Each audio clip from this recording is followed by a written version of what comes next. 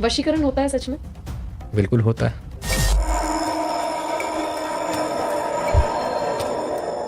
बिल्कुल होता है। तो ये तो फिर नेगेटिव इम्पैक्ट हुआ ना कि कोई नहीं हमारे वश में है तो हम किसी तांत्रिक की सहायता लें, मंत्र पढ़ें और उसे अपने वश में कर लें। ये तो गलत है, ये तो प्रकृति के खिलाफ है। तो ये पॉजिटिव कैसे हुआ? मैं बता देता हूँ पॉजिटिव कैसे हुआ इसका।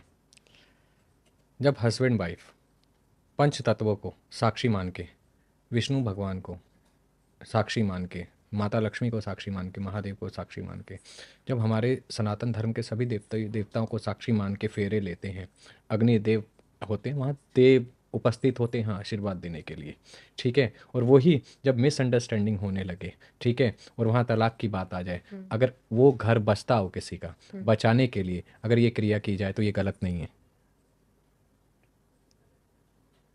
इस चीज़ को मानते हो? एक एग्जाम्पल हो गया, लेकिन बाकी केसेस में बाकी तो वो तो मनोमुखी हैं। विचारधारा जिसकी जैसी। सही सिर्फ एक यही है, वशीकरण अगर आप किसी पे प्रयोग करने की कोशिश कर रहे हैं तो आप ये देखें कि उसका परिवार ना टूट रहा हो, परिवार जुड़े, ठीक है। ये इसलिए होता है। आजकल लोग, किसी का गर्लफ्रेंड भाग गई, किसी का बॉयफ्रेंड भाग गया, क्यों? और कोई काम नहीं है? भाग गया तो भैया आप अपने कर्म को आगे बढ़ाओ ना, वहीं अटके हुए क्यों? आज एक सिंगर आता है, ठीक है, सैड गाने गाता है, आपको सैड नेगेटिविटी पॉइंट पे उस हद तक ले जाता है, आप कमरे में बैठ के सिर्फ गाने सुन रहे हो सैड, और वो अपना पैसा उठाता है, कमाता है और स्टार बन जाता है। नेगेटिव कौन हुआ? वो सिंगर। सिंगर तो पॉजिटिव हो गया, उसने तो नेगेटिव दिया सॉन्ग गा के, ठीक है, और सामने वाले ने ग्रैब कर लिया। तो नेगेटिव अब जिसने ग्रैब किया वो हो गया। वो हो गया, वो कमरे में बंद करके सिर्फ सैड सॉन्ग सुन रहा रो रहा है। है, रो रहा है। समय जा रहा है और वो अपनी जिंदगी के साथ क्या कर रहा है? सुनना है वो चीज सुनो, सुनो और वो दो जो आपको मोटिवेट करे, जो आपको आगे बढ़ाए। मैं आपको दो उदाहरण देती हूँ, उससे मैं समझना चाहूंगी पॉजिटिव और नेगेटिव का फर्क। पहला ये कि एक गेस्ट आए थे पॉडकास्ट में, वो अपना एक यूट्यूब पेज चलाते हैं, तो उन्होंने कहा कि जब मैं कॉलेज के डेज में था तो मेरा बड़ा इंटरेस्ट हुआ तंत्र मंत्र में, तो मैंने यूट्यूब के जरिए सीखना शुरू कर दिया। मेरे एक दोस्त को मुझसे भी ज्यादा इंटरेस्ट हो गया, तो उसने अपना कोई गुरु भी बना लिया। तो वो कॉलेज में सबसे सुंदर लड़की को पसंद करता था, लड़की भाव नहीं देती थी, तो उसने वो तंत्र मंत्र की विद्या उस लड़की पर अप्लाई की। और वो मुझे बता रहे थे कि हमने अपनी आंखों से देखा कि वो लड़की जो कल तक उसको पूछती भी नहीं थी, वो अपने घर वालों से बागी हो गई कि मुझे इसी से शादी करनी है। खैर वो लड़का तो दिखावटी जीवन जी रहा था कि देखो मैं इसको पटा लूंगा टाइप, जो ये लड़के लोग बात करते हैं। फिर उन्होंने आगे की बात बताई, उन्होंने कहा लेकिन विद इन 2-3 मंथ्स या कुछ पीरियड के बाद हमने अपने उस दोस्त को तब से लेकर और अब तक तड़पते हुए देखा है। उसके राइट पैर में पता नहीं क्या दिक्कत हो गई है कि वो रोज रात को चिल्लाता है, रोता है, उसकी पता नहीं कौन सी नस में दिक्कत है जिसको आज तक कोई डॉक्टर नहीं देख पाया। तो वो मुझे यही बता रहे थे कि क्योंकि नेचर के खिलाफ जाके कुछ काम हुआ था, तो वो आज तक भुगत रहा है।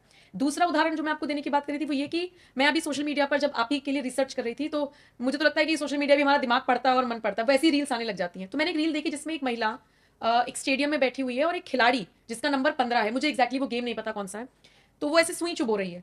और नेक्स्ट क्लिप जस्ट उसमें क्या है कि वो वही खिलाड़ी सेम 15 नंबर जिसके जर्सी पे लिखा है, वो घायल होता है, गिरता है और फिर फील्ड से उसको बाहर लेकर जा रहे हैं। अब मुझे ये पॉजिटिव तो नहीं नजर आए। पॉजिटिव है ही नहीं, दोनों नकारात्मकता का प्रतीक है। देखिए, अपने लालच के लिए कुछ गलत करना, कहाँ से सकारात्मक सोच की धारा होती है ये? मुझे एक चीज़ बता दो, कोई भी बता दो, अगर मैं अपने लालच के लिए, ठीक है, किसी के साथ गलत करूं तो मैं कहाँ से सकारात्मक सोच वाला व्यक्ति हुआ? ठीक है, अगर मैं किसी के नुकसान के लिए, वो आगे बढ़ रहा है, मैं अपनी दृष्टि को ऐसा रखूं कि वो आगे क्यों बढ़ रहा है, कहाँ से मेरी सकारात्मक सोच हुई? वो अपना कर्म कर रहा है, उसे करने दो। जो देखिए, मेरे जीवन में, मेरे काल चक्र में जो निर्धारित हुआ है उसे कोई नहीं बदल सकता, वो मुझे मिलेगा मिलेगा। आपके जीवन में, आपके काल चक्र में जो निर्धारित हुआ है वो आपको मिलेगा मिलेगा। तो उस काल चक्र में भेदन क्यों करना जबरदस्ती, उसमें क्यों घुसना जब वो हमारी नियति में है ही नहीं? नियति से कोई नहीं बच पाया है। स्वयं महादेव भी नियति में बंधे हुए थे। इसका उदाहरण मैं दे देता हूँ आपको, ठीक है। जब माता सती थी, विराजमान थी, महादेव से उनका विवाह हुआ। दक्ष प्रजापति नहीं चाहते थे कि महादेव से उनका विवाह हो, लेकिन वो हो गया, ठीक है। जब महायज्ञ का अनुष्ठान रखा गया तो महादेव और माता सती को निमंत्रण नहीं पहुंचा था। जब निमंत्रण नहीं पहुंचा तो माता सती को जब इसकी सूचना मिली तो माता सती ने महादेव से बोला, मैं तो जाऊंगी चाहे कुछ भी हो, अपने पिता के घर जाने से कोई नहीं रोक सकता। महादेव ने रोकने का पूर्ण प्रयास किया, क्योंकि महादेव त्रिकालदर्शी हैं, ठीक है, तो त्रिकालदर्शी हैं, लेकिन माता ने नहीं सुनी। वो वहां गई, उन्होंने आत्म छाया का दाह किया, और स्वयं परिपूर्ण ऊर्जा से स्वयं शक्तिलोक में दोबारा विराजमान हो गई। वो सिर्फ प्रतिछाया का देह त्यागा था। ठीक है, इससे क्या सीख मिलती है, इससे क्या समझ आया? क्योंकि नियति में पूर्व निर्धारित था ये होना है। अगर ऐसा नहीं होता तो आज पूरे संसार को, ठीक है, 52 शक्तिपीठ नहीं मिलते, 51 शक्तिपीठ वो मिले, प्राप्त हुए, ताकि हमारे अंदर वो चेतना, वो विश्वास, वो जुड़ाव, वो लगाव बना रहे, और वो हम संसार, साक्षात देख सकें कि कुछ ऐसा हुआ। हाँ, संसार का कल्याण हो सके। हर चीज के पीछे कोई उद्देश्य होता है। आज मैं आपके साथ यहाँ विराजमान हूँ, आप मेरे से प्रश्न कर रहे हैं, मैं उत्तर दे रहा हूँ, तो ये पूर्व निर्धारित था। आपने कभी सोचा था? हमने नहीं सोचा था। निर्धारित था, किसका कहाँ कैसे मिलना है, सब हमारी एक डायरी में लिखा हुआ है, लेकिन सही समय आने पे। और फिर भी हम जोर लगाते हैं कि ये मिल जाए, ये मिल जाए। अगर नियति में नहीं है तो कोई दे नहीं सकता। कुछ लोग तो भगवान को भी काल्पनिक बता देते हैं।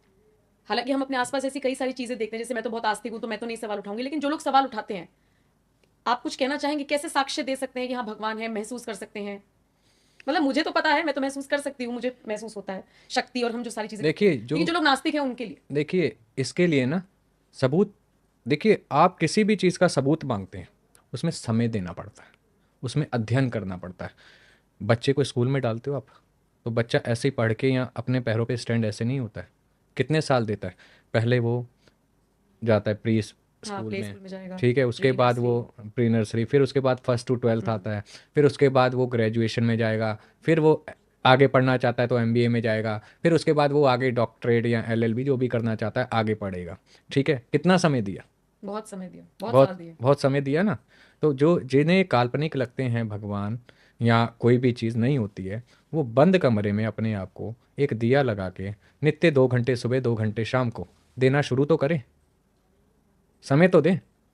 कहने से देखिए 2 इंच की जबान है, फिसलने में समय नहीं लगता है। कुछ भी बोल दो, बोलने में क्या जा रहा है, लेकिन बोलो वो जो दूसरे के हित के लिए भी और स्वयं के हित के लिए भी है।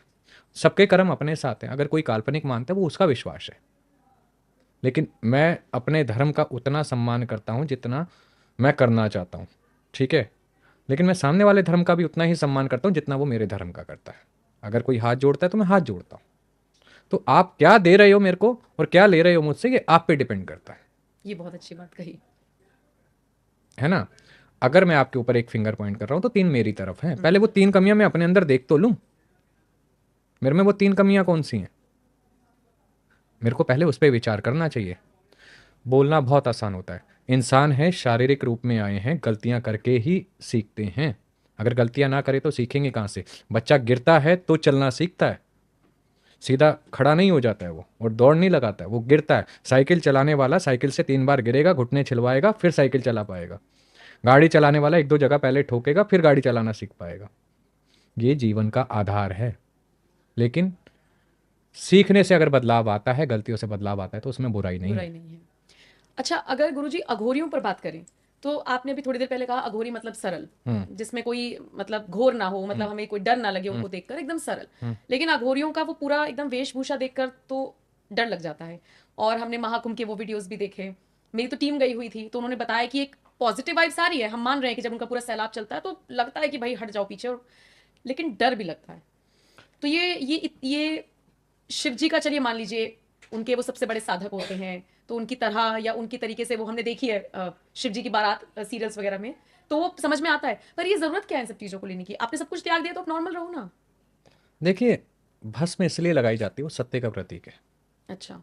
ठीक है, कपड़ा इसलिए छोटा पहना जाता है कि तन ढकने के लिए, ज़रूरत के लिए उसने दिया है। इससे ऊपर तो हम पहन सकते हैं, लेकिन ज़रूरत क्या है? सिर्फ तन ढकने की, तन ढकने की। इसलिए वस्त्र। त्रिशूल किस लिए रखते हैं? त्रिशूल इसलिए रखते हैं ताकि हम सत्य सनातन का प्रतीक सतोगुण, 3 गुण त्रिशूल के चिन्ह दर्शाता है, सतोगुण, रजोगुण, तमोगुण, और भूत भविष्य वर्तमान और अस्त्र का काम भी करता है।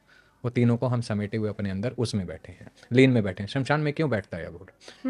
उसका मुख्य कारण ये है शमशान में बैठने का, उसे सत्य का आभास रहता है कि मुझे यहीं आना है, सबको यहीं आना है। तो वो अपने ईष्ट के साथ जुड़ा रहता है।